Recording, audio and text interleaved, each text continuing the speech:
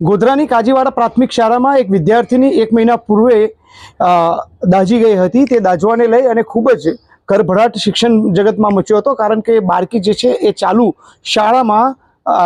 શાળામાં તે દાઝી ગઈ હતી। તેને દાઝવાને લઈ અને પોલીસે પણ તેમાં જાનવાજોગ ફરિયાદ દાખલ કરી હતી। છોકરીને તાત્કાલિક જે ગોધરાની એક ખાનગી હોસ્પિટલમાં દાખલ કરવામાં આવી હતી। ત્યાં તેને તાત્કાલિક જે સારવાર હતી એ આપ્યા પછી તેને વડોદરા ખાતે સ્ટર્લિંગ હોસ્પિટલમાં રિફર કરવામાં આવી હતી અને ત્યાં આજે એ છોકરીનું લાંબી સારવાર બાદ મૃત્યુ થયું છે। ત્યારે એ મૃત્યુને લઈને ખૂબ જ ખળભળાટ મચેલો છે શિક્ષણ જગતના અંદર। અને ખાસ વાત કરીએ તો બાળકીનું પોસ્ટમોર્ટમ વડોદરાની SSG હોસ્પિટલ ખાતે કરવામાં આવ્યું છે અને ત્યાંથી તેની માતાએ બાળકીનો મૃતદેહ લેવા માટેનો ઇનકાર કરી દીધો છે। ત્યારે આ સમગ્ર ઘટનાને લઈ અને શહેરમાં ટોક ઓફ ધી ટાઉન છે, કારણ કે આ સમગ્ર જે ઘટના છે એ ઘટનાને લઈ અનેક તર્ક વિતર્ક અને અનેક વાતો વહેતી થઈ હતી।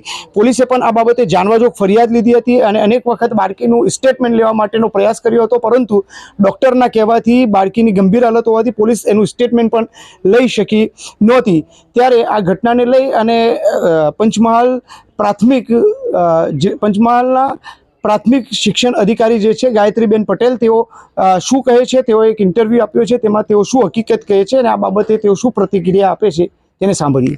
કાજીવાડા પ્રાથમિક શાળામાં અભ્યાસ કરતી પરમાર ખુશ્બુ દીકરી દાઝી જવાને કારણે વધુ સારવાર માટે વડોદરા ખાતે હોસ્પિટલમાં સારવાર લઈ રહેલી હતી। ગઈકાલે દીકરીનું દુઃખદ અવસાન થયું છે।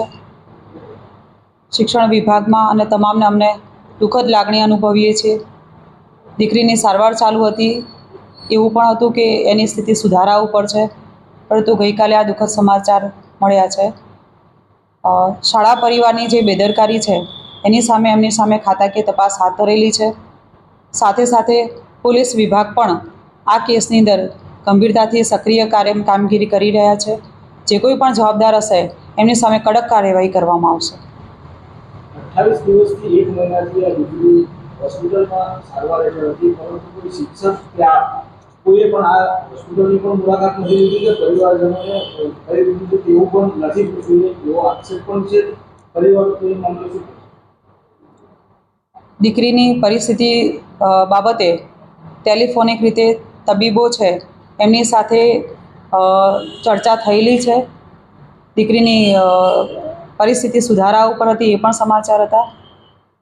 ગયા 2-3 દિવસથી ક્યાંક એની તબિયત છે બગડેલી હતી। ગઈકાલે પણ વાત કરેલી હતી સવારે કે એની પરિસ્થિતિ સ્થિર છે, પરંતુ મોડી રાત્રે આ સમાચાર આવ્યા છે। એ ઘટનાથી ખૂબ જ દુઃખની લાગણી અનુભવીએ છીએ।